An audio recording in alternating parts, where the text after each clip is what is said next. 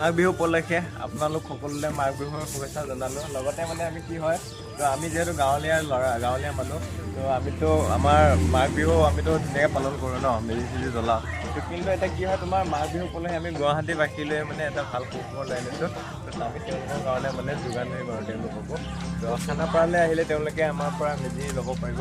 এইবিলাক চাওক কি ধুনীয়া ধুনীয়া মেজি ঘৰ ধুনীয়াকৈ বনাইছোঁ। মানে কি হয়, যিহেতু আমি এজন অসমীয়া হিচাপে তো মাঘ বিহু ধুনীয়াকৈ উদযাপন কৰোঁ ন। তো আমি গাঁৱততো ভালকৈ উদযাপন কৰোঁ, কিন্তু গুৱাহাটী চহৰটোত অলপ মানে এনেকৈ মেজি বনাবলৈ যাতে প্ৰব্লেম হয় ন, মেজি বনাব নোৱাৰে, না চা নাপায় বা মেজি ঘৰ বনোৱা ঠাই নাথাকে তেনেকৈ। তো সেইকাৰণে সৰু সৰুকৈ ধুনীয়াকৈ মেজি ঘৰ বনাইছোঁ গুৱাহাটীবাসীৰ কাৰণে।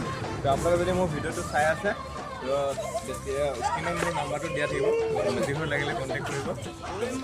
বিহু আহিল মইনা মাঘৰ বিহু আহিল, মেজিৰ জুয়ো জ্বলিল মইনা মেজিৰ জুয়ো